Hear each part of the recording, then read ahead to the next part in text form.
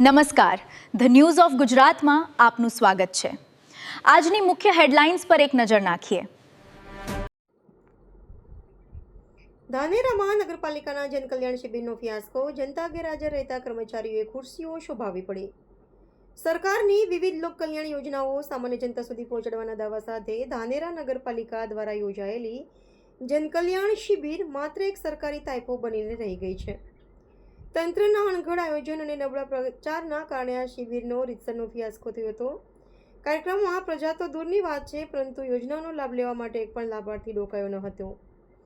પરિણામે ખાલીકમ દેખાતી ખુરશીઓ ભરવા માટે પાલિકાના જ કર્મચારીઓને બેસાડવાની નોબત આવી હતી।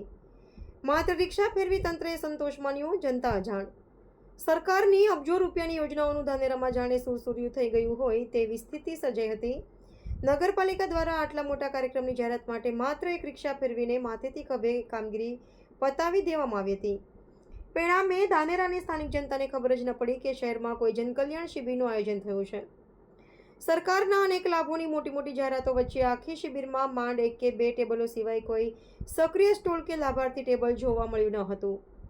ચાલુ શાળામાં તાઇફો, ભોગ બન્યા માસૂમ બાળકો। સૌથી વધુ આક્રોશ અને ચર્ચાનો વિષય એ બન્યો કે પાલિકા તંત્ર દ્વારા ચાલુ શાળાએ આ સરકારી તાઇફો ગોઠવવામાં આવ્યો હતો। ડીબી પારેખ હાઈસ્કૂલ કેમ્પસમાં આવેલી વીએન પ્રાઇમરી સ્કૂલના નાના માસૂમ બાળકોને રૂમમાંથી બહાર કાઢી મૂકવામાં આવ્યા હતા।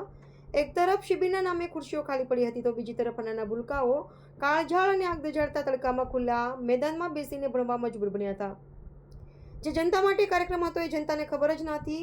અધિકારીઓ ફક્ત પોતાના એસી રૂમમાંથી બહાર આવી ફોટા પડાવવા ખાતર આવા કાર્યક્રમો કરે છે। નાના બાળકોને તડકામાં બેસાડીને કેવું જનકલ્યાણ થઈ રહ્યું છે તે એક મોટો સવાલ છે। સવાલોના ઘેરામાં પાલિકા તંત્ર, આ શિબિર પાછળ થયેલા ખર્ચ અને આયોજન સામે હવે અનેક સવાલો ઊભા થઈ રહ્યા છે। જો જનતા સુધી માહિતી જ ન પહોંચાડવી હોય તો આવી સરકારી તાઇફા પાછળ જનતાના ટેક્સના પૈસા કેમ વેડફવામાં આવે છે? નાના બાળકોના શિક્ષણ અને સ્વાસ્થ્યના ભોગે આવા કાર્યક્રમો યોજવાની મંજૂરી કોણે આપી?